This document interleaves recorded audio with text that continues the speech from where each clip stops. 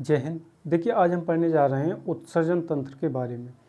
आज हम उत्सर्जन तंत्र के बारे में जानेंगे कि उत्सर्जन तंत्र क्या होता है उत्सर्ज्य पदार्थ, उत्सर्ज्य अंग कौन कौन से होते हैं, इन सब के बारे में हम जानेंगे। देखिए, उत्सर्ज्य पदार्थ वो होता है जो हमारे शरीर में बेकार होता है, जिसका हमारे शरीर में कोई काम नहीं होता है, वो होता है उत्सर्ज्य पदार्थ। देखिए, उत्सर्जन क्या कहलाता है? उत्सर्जन अपशिष्ट खराब पदार्थ को शरीर से बाहर निकालने उत्सर्जन कहलाता है। अपशिष्ट या खराब पदार्थ को शरीर से बाहर निकालना ही उत्सर्जन कहलाता है। और वे अंग जो उत्सर्जन करते हैं या उत्सर्जन में भाग लेते हैं, वे सभी अंग उत्सर्ज्य अंग कहलाते हैं। चलिए जानते हैं उत्सर्ज्य अंग कौन कौन से हैं। उत्सर्ज्य अंग मुख्यतः 5 उत्सर्ज्य अंग हैं: त्वचा, फेफड़ा, यकृत, बड़ी आंत और वृक्क। देखिए, त्वचा, फेफड़ा, यकृत, बड़ी आंत और वृक्क, ये उत्सर्ज्य अंग हैं और इनसे उत्सर्जन होता है। देखिए, त्वचा, नंबर 1 त्वचा। त्वचा के बारे में जानते हैं कि ये जो त्वचा है, त्वचा से क्या क्या निकलता है। त्वचा से क्या निकलता है? पसीना निकलता है और सीबम निकलता है और नमक। देखिए, पसीना। देखिए, त्वचा से क्या निकलता है? पहले पसीना निकलता है। आपने देखा होगा गर्मियों के दिनों में बहुत पसीना निकलता है। वो पसीना क्या होता है? वो हमारे शरीर में खराब पदार्थ होता है, उसका हमारे शरीर के अंदर कोई काम नहीं होता है, इसलिए वो बाहर निकाल दिया जाता है। और क्या होता है? नमक। हमारे शरीर से नमक भी निकलता है। आपको पता है, जब पसीना आता है तो उसमें नमक आता है। अगर आपको देखना है तो आप पसीने को इस तरह से चाट के देखिए, वो नमकीन लगेगा। या फिर गर्मियों के दिनों में जब ब्लैक कपड़े पहनते हैं तो पसीना आ जाता है और सूखने के बाद वो सफ़ेद सफ़ेद जो धब्बा हो जाता है, वो धब्बा क्या होता है? वो नमक के कारण वो धब्बा पड़ता है कपड़े पर। इसके बाद सीबम। सीबम क्या होता है? सुबह को जब उठते हैं तो नाक पे इस तरह से जो चिपचिपा पदार्थ होता है ऊपर, वो चिपचिपा पदार्थ क्या होता है? वो सीबम होता है। सीबम हमारे शरीर में इसका कुछ काम नहीं होता है, इसलिए त्वचा द्वारा ये बाहर निकाल दिया जाता है। ये क्या होता है? उत्सर्ज्य पदार्थ। इसके बाद फेफड़ा। अब आप कहेंगे फेफड़ा क्या करता है? इसके बाद फेफड़ा। देखिए, इन अंगों के लिए अभी यहाँ पर नहीं पढ़ेंगे, यहाँ पर सिर्फ इतना पढ़ेंगे कि इन अंगों का उत्सर्जन में क्या काम है। सिर्फ इतना ही जानेंगे कि इन अंगों का उत्सर्जन में क्या काम है। बाकी त्वचा है, फेफड़ा है, इसके बारे में अलग अलग क्लास ली जाएगी और पूरे फेफड़े के पीछे तो एक अलग ही क्लास बनेगी। यकृत है, बड़ी आंत, वृक्क, इनकी सबकी अलग अलग क्लास हैं, वो हम ले लेंगे और कंप्लीट करा देंगे। फ़िलहाल ये देखेंगे कि फेफड़े से या फिर लंग से उत्सर्जन में क्या काम है। देखिए, फेफड़ा क्या करता है? CO2 को बाहर निकालता है, कार्बन डाइऑक्साइड को बाहर निकालता है ये फेफड़े के द्वारा। ये तो ऐसे सांस लेते हैं और अंदर ऑक्सीजन जाती है और फिर वापस जो निकालते हैं वो क्या होता है? Carbon dioxide. Carbon dioxide gas के लिए बाहर कौन निकलता है? फेफड़े के माध्यम से बाहर निकलती है। वाष्प। क्या फेफड़े से वाष्प भी निकलती है? हाँ, फेफड़े से वाष्प भी निकलती है। आपने देखा होगा कि सर्दियों के दिनों में इस तरह से बाहर को जो वो गैस हल्का धुआं की तरह होता है और वो क्या होता है? वाष्प। ये वाष्प निकलती है। इस वाष्प को अगर आपको देखना है तो आप क्या कीजिए, सुबह सुबह उठिए या कितने भी टाइम शीशे को सामने लीजिए और इस तरह से सांस बाहर निकालिए शीशे की तरफ को, तो आप देखेंगे कि वो जितनी भी वाष्प है वो शीशे पे जम जाएगी और शीशा धुंधला दिखाई देगा। ये क्या होता है? वाष्प। इसके बाद देखते हैं बलगम। क्या बलगम भी फेफड़ा निकालता है? क्या बलगम भी फेफड़ा निकालता है? हाँ, बलगम को भी बाहर निकालने में फेफड़ा मदद करता है। आपको लगता होगा ये मुंह से निकलता है या नाक से आता है, लेकिन आपने देखा होगा बलगम कैसे निकलता है। इस तरह से लोग सुबह सुबह ज़्यादा करते हैं। इस तरह से लोग जिनके लिए ज़्यादा बलगम बन जाता है वो इस तरह से करते हैं, तभी बलगम निकलता है। तो इसमें मुख्य किसका काम है? फेफड़े का। फेफड़ा इस तरह से दबता है और अंदर की गैस बाहर फेंकता है, तभी बलगम बाहर आता है। इसके बाद आते हैं यकृत पर। यकृत क्या करता है? यकृत लीवर का बहुत ही मुख्य काम है उत्सर्जन में। क्या करता है ये अमोनिया, देखिए हमारे शरीर में अमोनिया एक बहुत ही हानिकारक पदार्थ बनता है और ये हानिकारक पदार्थ को यकृत क्या करता है? हानिकारक पदार्थ को थोड़े कम हानिकारक पदार्थ यूरिया में परिवर्तित कर देता है। यकृत क्या करता है? इस अमोनिया के लिए बहुत ही हानिकारक पदार्थ है और इसके लिए थोड़ा कम हानिकारक पदार्थ यूरिया में बदल देता है। ये मुख्य काम है हमारे यकृत का। इसके बाद आते हैं बड़ी आंत पर। बड़ी आंत क्या करती है? बड़ी आंत क्या करती है? ये जो अनपचा भोजन है उसके लिए सुबह सुबह आप जो लैट्रिन के रास्ते बाहर निकाल देते हैं, वो अनपचा भोजन जिसे काइल कहते हैं, और उस काइल के लिए बड़ी आंत बाहर निकाल देती है। बड़ी आंत का क्या काम है? जो भोजन पच गया वो पच गया, लेकिन जो ना पचा हो, अनपचा हो, जो पच ना पाया हो, उस भोजन को सुबह सुबह या दिन में जितने भी टाइम लैट्रिन के रास्ते बाहर निकाल दिया जाता है। इसके लिए काइल कहा जाता है। इसके बाद 5वां उत्सर्जी अंग है वृक्क, जिसे किडनी कहते हैं। किडनी बहुत ही महत्वपूर्ण उत्सर्जी अंग है। ये क्या करता है? यूरिया, अब ये देखिए ये किडनी क्या करता है? यूरिया जो यकृत ने अमोनिया को बदलकर यूरिया बनाया और यूरिया के लिए किडनी के पास भेज दिया। अब वो यूरिया के लिए पेशाब के रास्ते बाहर निकाल देता है।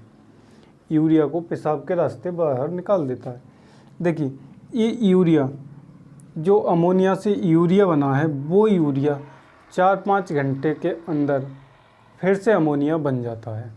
इसलिए इसे जल्दी से यकृत क्या करता है? अमोनिया को यूरिया में बदलकर इसे किडनी के पास भेज देता है, वृक्क के पास भेज देता है, और वृक्क क्या करता है? इस यूरिया को पेशाब के रास्ते बाहर निकाल देता है। आपने देखा होगा बस स्टैंड पर या पुरानी जगह पर कहीं पर देखा होगा आपने, दीवार के सहारे लोग बहुत सारे पेशाब करते हैं तो कितनी गंध आती है। वो गंध किसकी होती है? वो गंध अमोनिया की होती है। क्यों होती है? क्योंकि लोग वहाँ पर बहुत सारा पेशाब करते हैं, बहुत सारी यूरिया वहाँ गिरती है और यूरिया 4-5 घंटे के बाद अमोनिया में परिवर्तित हो जाती है और बहुत ही ज़्यादा दुर्गंध आती है।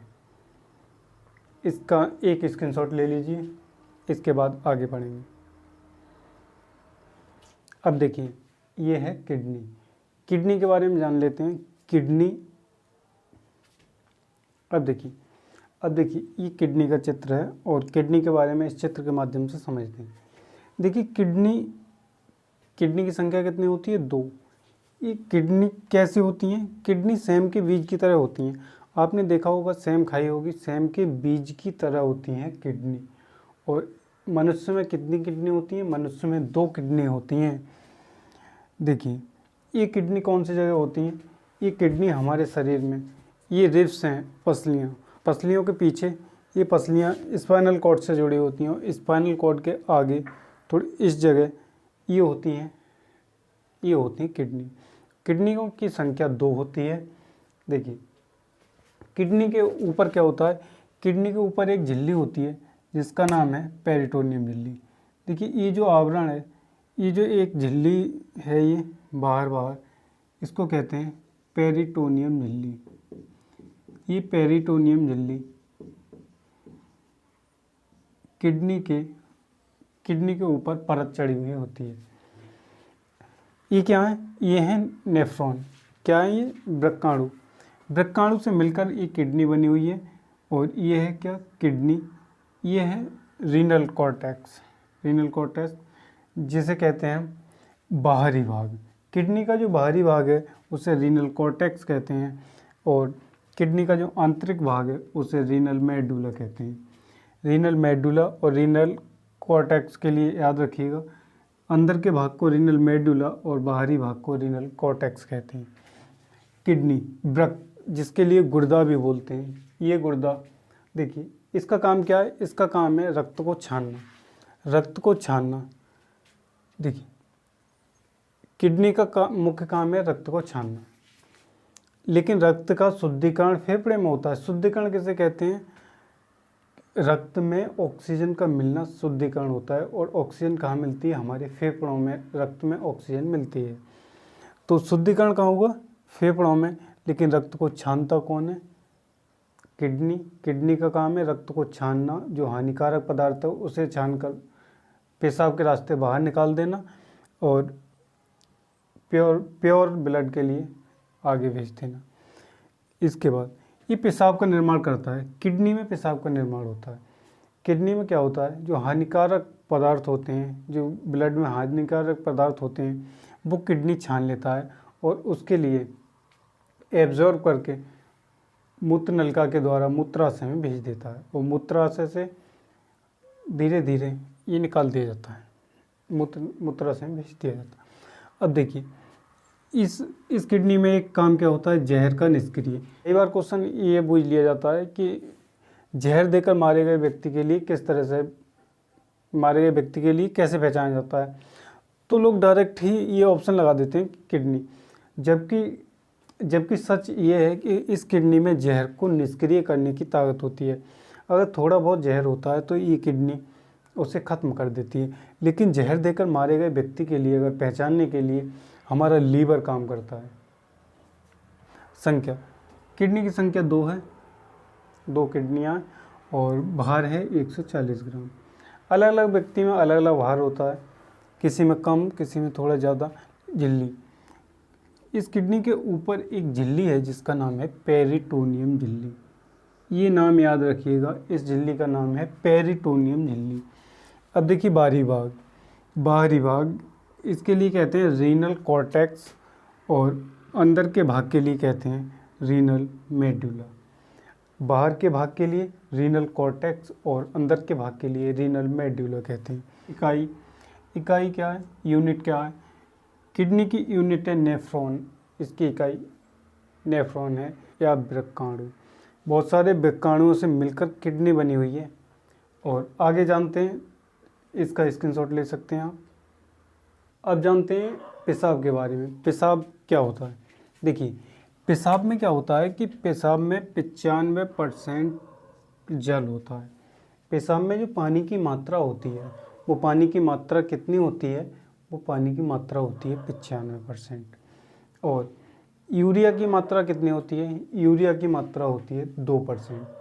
इसे याद रखिएगा, यूरिया की मात्रा 2% होती है। इसके बाद क्वेश्चन बनता है कि पेशाब का पीएच मान कितना होगा? तो पीएच मान होगा 4.8, 4.8। इसके बाद इसका गुण कैसा होता है? इसका गुण होता है अम्लीय। और देख लेते हैं इसका कलर कैसा होता है। देखिए पेशाब का कलर होता है हल्का पीला कलर होता है पेशाब का। क्यों होता है? क्योंकि ये यूरोक्रोम के कारण होता है। किसके कारण? यूरोक्रोम के कारण पेशाब का कलर हल्का पीला होता है। और गंध आती है अमोनिया के कारण। गंध किससे आती है? अमोनिया से। अमोनिया किस में परिवर्तित हो जाती है? अमोनिया परिवर्तित हो जाती है यूरिया में। अमोनिया यूरिया में परिवर्तित हो जाती है और यूरिया बाहर निकाल दिया जाता है। और यूरिया 3-4 घंटे बाद वापस से अमोनिया बन जाती है और पेशाब में दुर्गंध आने लगती है। इसके बाद देखते हैं बीमारियां क्या क्या हो सकती हैं किडनी में। किडनी में कौन कौन सी बीमारियां होती हैं? देखिए किडनी में स्टोन हो जाती हैं, किडनी में हो जाती हैं पथली। और ये पथली क्या होती हैं? ये पथली किसकी बनी होती है? कैल्शियम ऑक्जेलेट की। कैल्शियम ऑक्जेलेट की ये पतली होती हैं। कभी कभी लोगों के पेट में दर्द उठता है और वो अल्ट्रासाउंड कराते हैं तो डॉक्टर बोलते हैं कि आपकी किडनी में पतली हैं। तो पतली किसकी बनी होती है? कैल्शियम ऑक्जेलेट की। इसके बाद एक बीमारी होती है यूरेनिया। यूरेनिया क्या होती है? ये यूरेनिया, इसमें अमोनिया की मात्रा बहुत अधिक बढ़ जाती है। अमोनिया की मात्रा बहुत अधिक बढ़ जाती है। ऐसे व्यक्तियों को रोग होता है यूरेनिया। और ऐसे लोगों की पहचान ये है कि इन लोगों की पेशाब में बहुत ज़्यादा बदबू आती है। इसके बाद आते हैं गठिया पे। गठिया रोग क्या होता है? देखिए गठिया में क्या होता है? गठिया में यूरिक एसिड की मात्रा बहुत अधिक बढ़ जाती है। यूरिक एसिड की मात्रा अधिक बढ़ जाने के कारण गठिया रोग हो जाता है।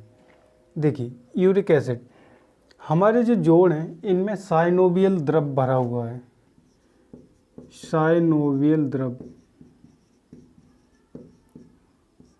साइनोवियल द्रव भरा हुआ है।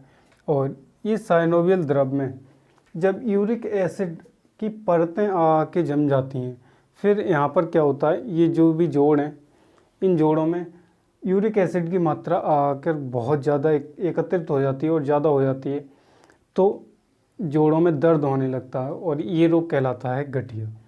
आप लोगों ने देखा होगा, बुजुर्ग लोगों के लिए इस तरह से उठते हैं बैठते हैं बहुत ज़्यादा परेशानी होती है, ऐसे घूम नहीं पाते, उनके कमर में दर्द, हाथ में दर्द, ये दर्द वो दर्द, बहुत सारा दर्द होता है। किस लिए? क्योंकि उनकी जो जोड़ हैं इन जोड़ों में यूरिक एसिड की मात्रा बढ़ गई है। इसके बाद देखते हैं किडनी खराब। देखिए, एक किडनी अगर किसी की खराब हो जाती है तो वो आराम से रह सकता है। इसके बाद देखते हैं मुख्य उत्सर्जी पदार्थ। देखिए, पादप पेड़, इनमें से क्या निकलता है? इनमें से लासा निकलता है। लासा से मतलब आपने देखा होगा पेड़ के कभी चोट लग जाती है, चोट से मतलब आप अगर कुछ मार दें उसमें, तो उसमें से एक लसलसा सा पदार्थ निकलता है। कुछ समय बाद देखेंगे तो वो लसलसा सा पदार्थ बहता हुआ नीचे को आता है। और कुछ पेड़ों में से गोंद निकलती है, गोंद खाने के काम भी आती है। कई कई पेड़ों की गोंद हम लोग खाने में प्रयोग करते हैं। इसके बाद है यूरिया उत्सर्जन।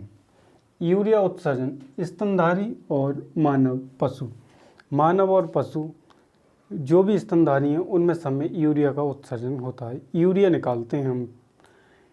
स्तनधारी का मतलब, जैसे स्तनधारी दिमाग में आता है लोगों को लगता है कि फीमेल्स ही स्तनधारी होती हैं, क्या मेल्स नहीं होते हैं? हाँ, मेल और फीमेल दोनों ही स्तनधारी होते हैं। आपने देखा है कि जब बच्चे का जन्म होता है, लड़का छोटा होता है, लड़की छोटे होते हैं, दोनों सेम होते हैं ना? हाँ, दोनों सेम होते हैं और दोनों ही स्तनधारी होते हैं। लेकिन क्या होता है कि लड़कियों में स्तन ग्रंथियाँ पाई जाती हैं जिस कारण से एक उम्र के बाद उनके स्तन बढ़ जाते हैं और लड़कों के स्तन वही रहते हैं क्योंकि उनमें स्तन ग्रंथियाँ नहीं पाई जाती हैं। स्तन ग्रंथियाँ ना होने के कारण ही लड़कों के स्तन वैसे ही रह जाते हैं और स्तन ग्रंथियाँ होने के कारण लड़कियों के स्तन एक उम्र पर आकर खुद ही बढ़ने लगते हैं। इसके बाद देखते हैं यूरिक एसिड। यूरिक एसिड कौन निकालता है? यूरिक एसिड पक्षियों में निकलते हैं। सरीसृप वर्ग में जितने होते हैं सारे यूरिक एसिड निकालते हैं, पक्षियों में और सरीसृप। इसके बाद अमोनिया उत्सर्जन। अमोनिया उत्सर्जन कौन करता है? मछलियाँ अमोनिया उत्सर्जन करती हैं, मछलियों में अमोनिया का उत्सर्जन होता है। इसके बाद ग्वानिन उत्सर्जन। ग्वानिन उत्सर्जन में क्या होता है? मकड़ियाँ आती हैं, ग्वानिन उत्सर्जन में आती हैं मकड़ियाँ।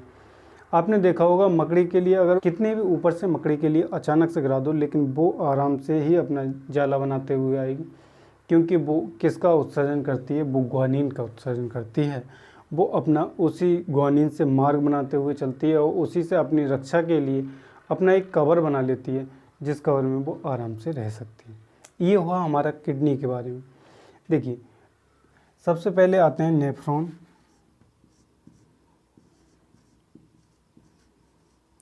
इसे वृक्काणु कहते हैं। ये नेफ्रॉन क्या होते हैं? ये नेफ्रॉन होते हैं वृक्काणु।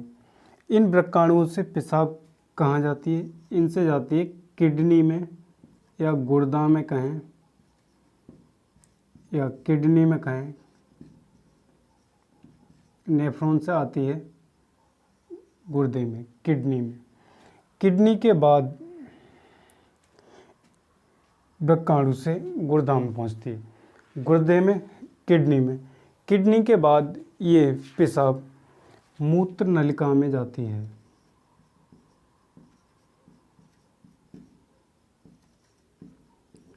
मूत्र नलिका में पहुंचती है और मूत्र नलिका के बाद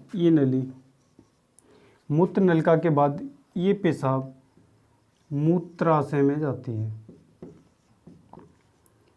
और मूत्राशय के बाद ये पेशाब मूत्र मार्ग से होते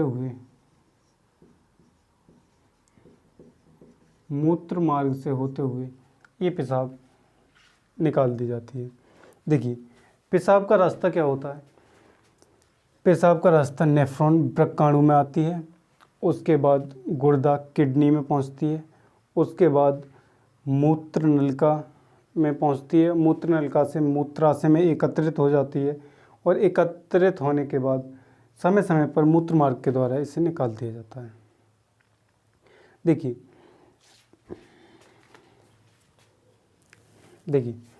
मूत्र नलिका जो है इसकी लंबाई होती है 25 सेंटीमीटर। मूत्र नलिका की लंबाई 25 सेंटीमीटर। और मूत्राशय में क्या होता है,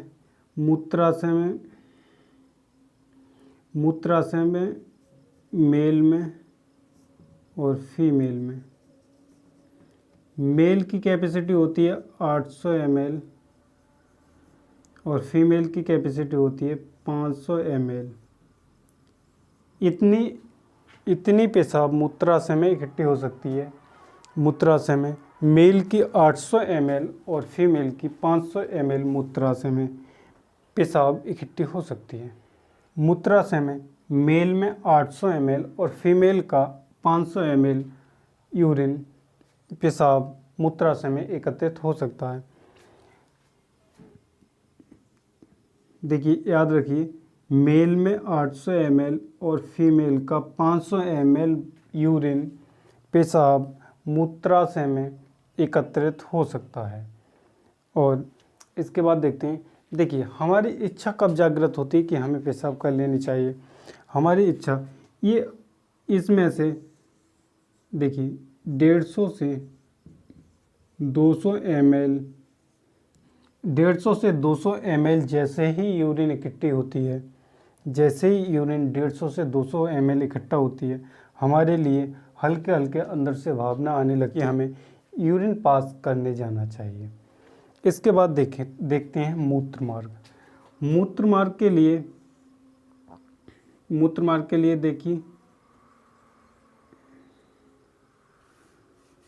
देखिए मूत्र मार्ग के बारे में देखते हैं। मूत्र मार्ग के लिए मेल का मूत्र मार्ग और फीमेल का मूत्र मार्ग।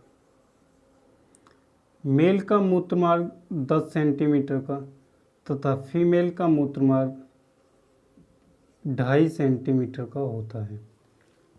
देखिए मेल का मूत्र मार्ग 10 सेंटीमीटर का और फीमेल का मूत्र मार्ग 2.5 सेंटीमीटर का होता है। देखिए आज का हमारा क्लास यहीं समाप्त होता है। अगर आपके लिए कोई डाउट है तो आप कमेंट बॉक्स में अपना डाउट लिखकर पूछ सकते हैं। हम जल्द से जल्द आपके जवाब देने की कोशिश करेंगे। अगर आपके लिए वीडियो अच्छी लगी है तो लाइक कीजिए, चैनल को सब्सक्राइब कीजिए। अगर आप देखिए हमारा चैनल नया है, आप इसके लिए ग्रोथ करने में हमारी मदद कीजिए। और वीडियो अच्छी लगी हो तो लाइक कीजिए, शेयर कीजिए, सब्सक्राइब कीजिए। अपने दोस्तों को, रिश्तेदारों को बताइए कि इस चैनल पर फ्री स्टडी होती है। अब तक हमारे साथ बने रहने के लिए बहुत बहुत धन्यवाद। आपका भाई वीरेंद्र यादव।